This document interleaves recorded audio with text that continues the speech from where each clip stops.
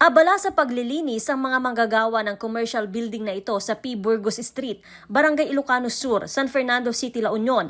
Napahapyawan ng sunog ang commercial building na matupok ng apoy ang nakaparadang dalawang magkatabing motorsiklo kaninang madaling araw. Ayon sa Bureau of Fire Protection, nagumpisa ang sunog sa nag-spark na fluorescent lamp sa kisame. Based dun sa nakuha nating footage ng CCTV mismo nung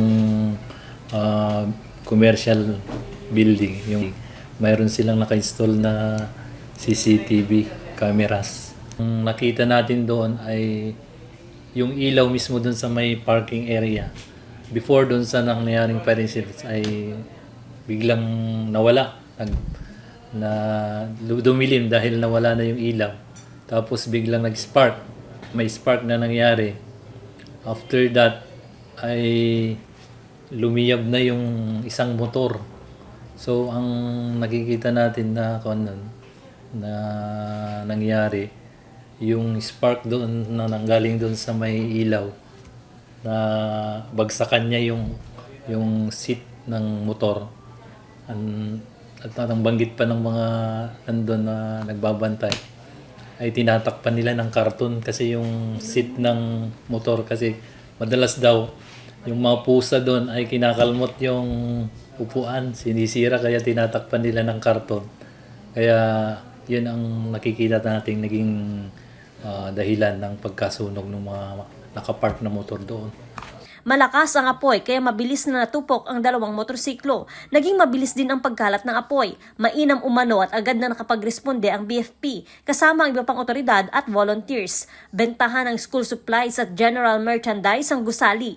Hindi na nagpaunlak pa ng panayam sa kamera ang may-ari ng negosyo, pero nagpapasalamat umano siya sa agarang pagtugon at malasakit ng mga nagpaabot ng tulong.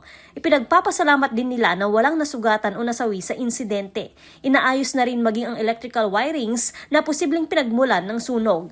Ang nakikita natin ulit na cause nun ay yung electrical short circuit.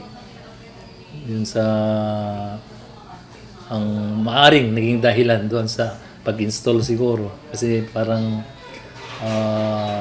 kinonvert nila kasi yung yung LED, yung dati nag-rewire. Siguro yung may-ari. Mabaari dun sa pag-install, nagkaroon ng medyo lapses dun sa pag-install. Doon kasi pagka may short dun sa connection, magiging dahilan po ng spark yun. Kaya ang paalala natin sa mga nakikinig ay kailangan po yung may tamang kaalaman pagka mga ganong may gagawing pag-repair, pag-install ng mga electrical fixtures natin. Kailangan mga registered o licensed na electrician ang gagawa. Joan Punsoy, Balitang Solid North.